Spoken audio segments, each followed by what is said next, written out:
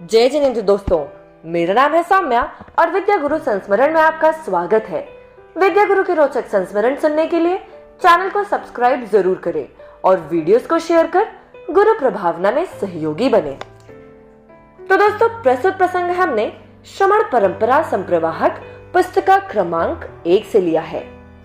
तो आज के इस प्रसंग में हम जानेंगे कि किस तरह से आचार्य भगवंत ने प्रथम बार क्षुल्लक दीक्षा दी थी और गुरुकुल पथ में क्षुल्लक पथ से दीक्षा का आरंभ किस तरह से हुआ। तो दोस्तों, ब्रह्मचारी शिष्य की भावना आरंभ से ही यही थी कि उन्हें जैनेश्वरी दीक्षा लेनी है। आचार्य भगवंत के चरणों में वह पूर्व में कई बार निवेदन भी कर चुके थे, पर उन्हें दीक्षा कब मिलेगी यह तो गुरुवर ही समझते थे। पर हाँ, हल्का सा संकेत अवश्य मिला था और यह संकेत तब मिला जब आचार्य भगवंत का सोना गिरजी की ओर विहार चल रहा था और विहार के दौरान टुंडला उत्तर प्रदेश नामक नगर में जब आचार्य भगवंत के गृहस्थ अवस्था के परिवार यानी श्री मलप्पा जी अष्टगे, धर्मपत्नी श्रीमती जी अष्टगे एवं दोनों बेटियों के साथ अपनी दीक्षा के पूर्व आचार्य भगवंत के दर्शन करने आए थे और वह आचार्य श्री धर्म सागर जी महाराज के संघ के नियमानुसार दीक्षा के पूर्व तीर्थराज श्री सम्मेद शिखर जी की यात्रा करने जा रहे थे। सो उन्होंने अपने दोनों पुत्र यानी ब्रह्मचारी श्री अनंतनाथ जी एवं ब्रह्मचारी श्री शांतिनाथ जी से भी चलने को कहा। अब जब श्री मलप्पा जी अष्टगे आचार्य भगवंत के पास अनुमति लेने के लिए पहुंचे तब गुरुदेव बोले, दीक्षा लेना है या यात्रा करनी है, और अगर यात्रा करनी ही है तो फिर लौट कर यहाँ नहीं आना। तो दोस्तों, आचार्य भगवंत के इस वाक्य को सुनकर दोनों ब्रह्मचारी जी ने यात्रा पर नहीं जाने का निर्णय लिया, पर इससे इतना तो स्पष्ट जरूर हो गया था कि आचार्य भगवंत का मानस दीक्षा देने का है।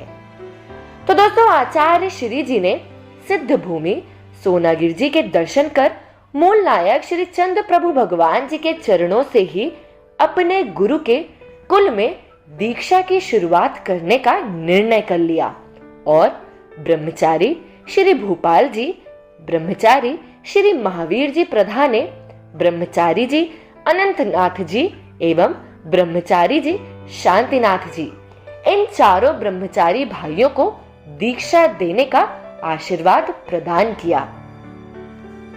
तो दोस्तों, दीक्षा स्थान मूल नायक भगवान श्री चंद्र प्रभु भगवान जी के मंदिर के बाहर का विशाल चबूतरा ही चुना गया। तो मार्गशीर्ष शुक्ल पूर्णिमा गुरुवार वीर निर्वाण संवत 2502 विक्रम संवत 2032 18 दिसंबर 1975 ईस्वी सन प्रातः काल का समय था और दीक्षार्थियों के साथ काफी संख्या में जनता भी उपस्थित थी। तो दोस्तों, दीक्षार्थियों ने जब मंच से दीक्षा का निवेदन किया तब आचार्य भगवंत ने उन्हें फिर से टटोला और गुरुदेव दीक्षार्थियों से बोलते हैं कि देखो, दीक्षा लेना दूसरा जन्म लेने के समान ही है। दीक्षा के बाद नाम, आचरण आदि के साथ साथ पूरा जीवन ही परिवर्तित हो जाता है और एक नई यात्रा की शुरुआत हो जाती है। उस यात्रा को पूर्ण करने के लिए गुरु तथा गुरुवचन सेतु का कार्य करते हैं।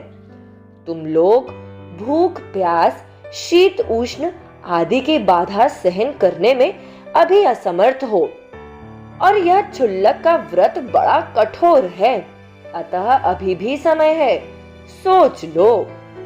और दोस्तों, यह वाक्य सुनकर ब्रह्मचारी जियों ने आग्रह पूर्वक विनम्र निवेदन किया कि गुरुदेव, हमारी आत्मा ने उपर्युक्त सब नियम पालन करने की शक्ति पैदा कर ली है, इसलिए हमको अब क्षुल्लक दीक्षा दे दीजिए।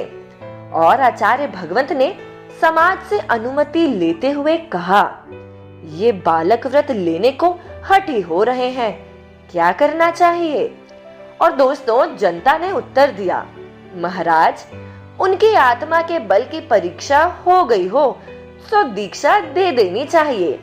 और समाज की अनुमति प्राप्त कर चारों ही ब्रह्मचारियों को महाश्रमण ने अपने गुरु के कुल में क्षुल्लक दीक्षा के व्रत प्रदान कर दीक्षा का आरंभ किया। और दोस्तों, ब्रह्मचारी भूपाल जी, ब्रह्मचारी महावीर जी प्रधाने, ब्रह्मचारी अनंतनाथ जी अष्टगे एवं ब्रह्मचारी शांतिनाथ जी अष्टगे, इन चारों ब्रह्मचारी भाइयों को क्षुल्लक दीक्षा प्रदान कर इनके नाम क्रमशः क्षुल्लक श्री प्रवचन सागर जी महाराज, क्षुल्लक श्री नियम सागर जी महाराज, क्षुल्लक श्री योग सागर जी महाराज एवं क्षुल्लक श्री समय सागर जी महाराज रखे गए। और ये चारों भाई सदलगा, बेलगाम, कर्नाटक के थे।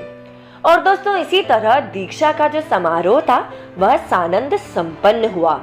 और इसके बाद आचार्य भगवंत अपने छोटे से संघ के साथ बुंदेलखंड के तीर्थों की वंदना के निमित्त सोनागिर जी से विहार कर गए और पवाजी सिद्ध क्षेत्र के दर्शन करते हुए ललितपुर उत्तर प्रदेश में प्रवेश किया।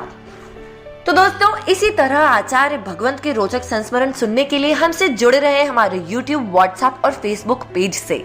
अगर आपने अभी तक चैनल को सब्सक्राइब नहीं किया है तो चैनल को सब्सक्राइब जरूर करें। अपना ध्यान रखें और गुरु भक्ति में लीन रहें। सादर जय जिनेंद्र।